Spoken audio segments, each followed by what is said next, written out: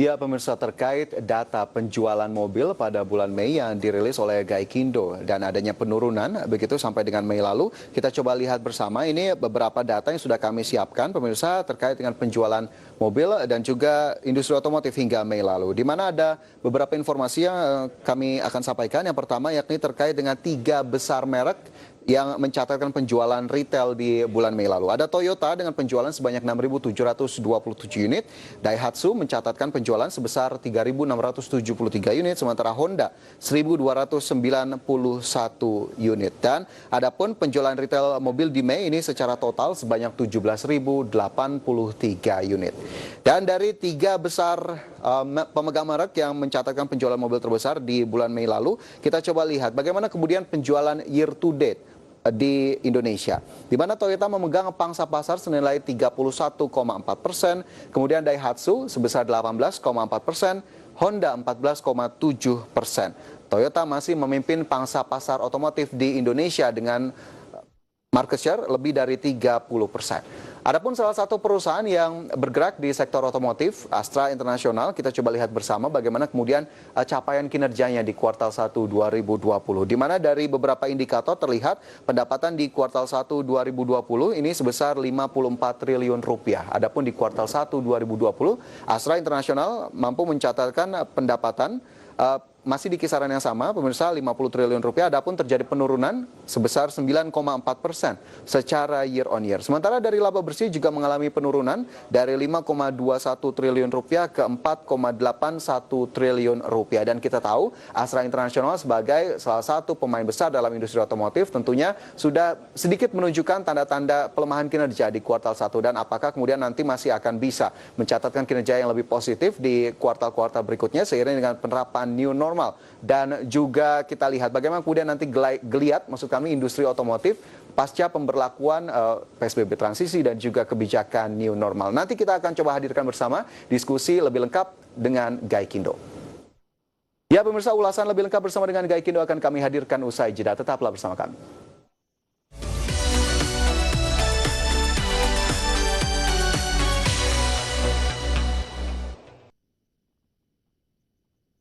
Bagaimana kondisi terkini dunia usaha pasca pandemi COVID-19? Tentu kita harus realitas, di satu sisi isu kesehatan harus mendapat fokus dan harus bisa tertangani, tapi di sisi lain juga dunia kerja harus tetap berputar. Pemerintah harus betul-betul hati-hati kapan memutuskan sektor ekonomi itu yang mulai reopening.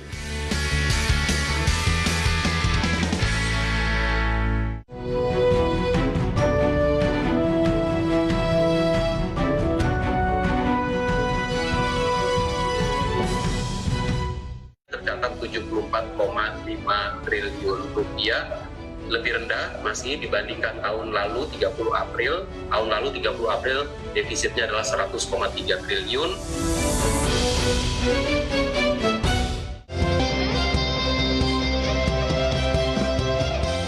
Saat ini lebih mudah untuk mendapatkan informasi mengenai perkembangan ekonomi dan bisnis di Indonesia dengan aplikasi IDX Channel.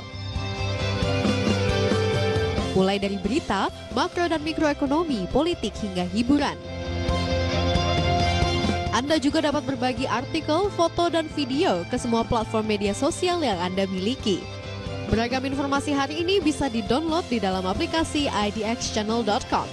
IDX Channel, your trustworthy economic, business, and capital market channel.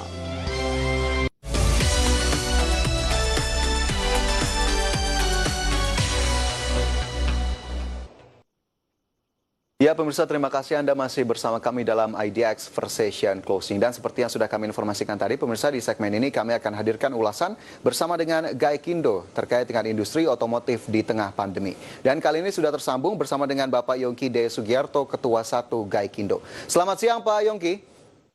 Selamat siang Pak Fajar. Ya Pak Yongki, ini terkait industri otomotif di tengah pandemi. Sebetulnya bagaimana kondisi industri otomotif di tengah pandemi saat ini, mengingat ini sudah kurang lebih bulan ketiga begitu ya pasca pemberlakuan PSBB yang kita tahu Maret kemarin menjadi awal mula dari kasus COVID-19 di Indonesia. Ya tentunya seperti bisa diduga sebelumnya bahwa ini parah sekali keadaannya. Ya, kita lihat bahwa di bulan April dan Mei ini kan angka penjualan kita yang biasanya rata-rata 80 sampai 90 ribu per bulan, itu hanya mencapai bulan April 24 ribu, bahkan di Mei hanya 17 ribu. Itu dari dealer kepada konsumen, jadi retail ya, secara. Yang lebih parah lagi dari APM, agen pemegang merek, kepada dealer.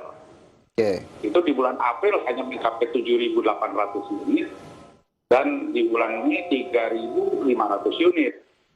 Itu yang biasanya sekitar 80 sampai 90 ribu per bulan.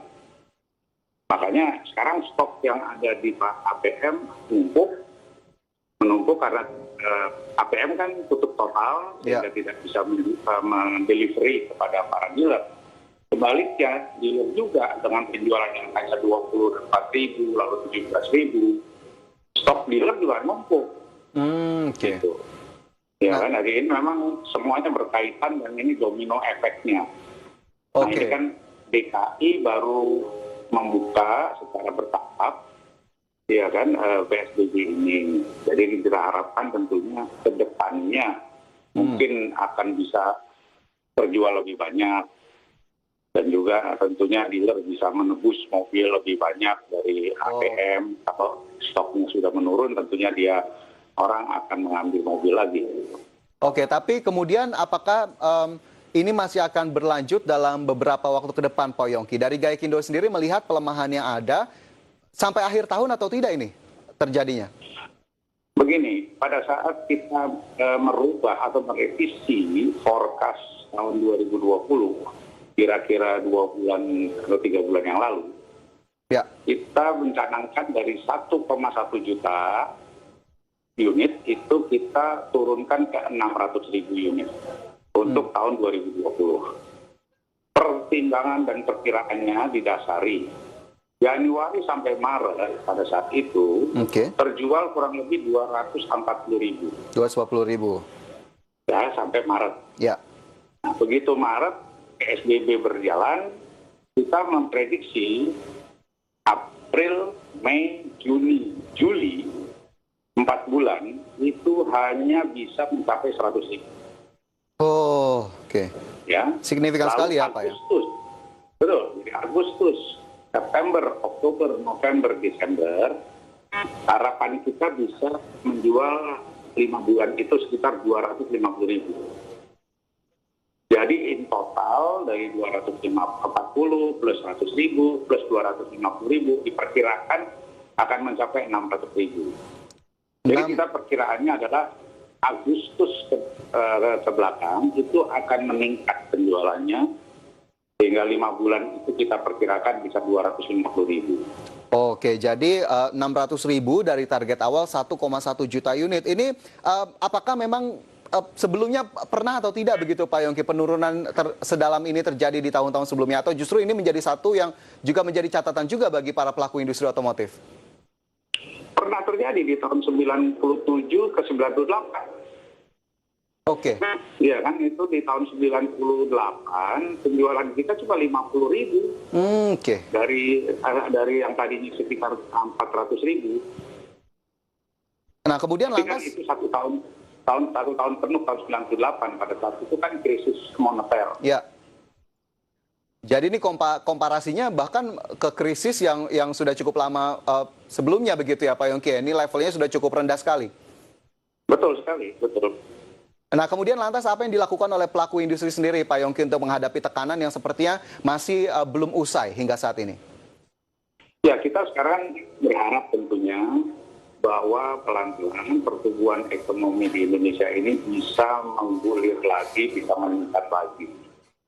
Karena kan dasar daripada penjualan otomotif itu adalah dari pertumbuhan ekonomi Republik Indonesia. Ya. Itu yang pertama. Yang kedua, kita harapkan tentunya likuiditas perbankan juga tidak terganggu, sehingga perusahaan pembiayaan juga bisa tetap memberikan fasilitas kredit atau leasingnya. Tetapi saat ini perusahaan pembiayaan itu agak sedikit mengerem. Agak sedikit mengerem, ya. Ya, karena biasanya uang muka pembelian kendaraan bermotor itu sekitar 20%. Dan sekarang ini perusahaan pembiayaan minta 40, bahkan ada yang minta 50%. Oke. Nah, inilah yang juga menjadi hambatan atau kendala. Ya kan, karena ada konsumen yang ingin beli, tetapi uang mukanya nggak cukup. Oh, oke. Gitu kan. Jadi jika ini- kita korelasikan Pak Yongki, daya beli masyarakat ini cukup menjadi kontributor utama dari pelemahan ini tidak? Apakah memang masyarakat Anda lihat ya belum menjadi prioritas begitu di tengah kondisi saat ini untuk melakukan pembelian kendaraan dan sebagainya? Betul, jadi dua-duanya gitu. Yang pertama adalah tadi daya beli masyarakat kita masih sangat lemah saat ini. Dan kedua memang kendaraan bermotor ini merupakan prioritas. Oke. Jadi kalau ditanya, ya siapa sih hari ini yang memikirkan ganti mobil? Siapa yang memikirkan beli mobil baru? Iya kan, hari ini. Ya kan itu udah jelas gitu, bahwa memang dari situ saja kita bisa melihat. Tetapi kita juga sudah mengusulkan kepada pemerintah, ya Gaikindo, minta supaya adanya stimulus-stimulus yang langsung mengena kepada produk kita. Antara lain, contohnya kita minta pengurangan PPNBM. Pengurangan PPNBM, oke. Ya kan, khususnya untuk kendaraan-kendaraan yang dibuat di dalam negeri. Ya kan, dan juga yang harganya di kisaran 300 juta ke bawah. Oke. Ya, karena pasar kita ini kan didominasi dengan produk-produk itu. Dan semua pabrikan-pabrikan di Indonesia rata-rata memproduksi mobil-mobil tersebut. Kalau kita bisa mendapatkan stimulus di sini, maka produk-produk tersebut akan turun harga jualnya. Nah, kembali tadi dengan uang muka yang juga barangkali bisa diturunkan dari 40 menjadi berapa persen, kembali 20 dan lain-lain. Ini kan bisa juga membuat orang jadi bisa dan sanggup membeli. Ya.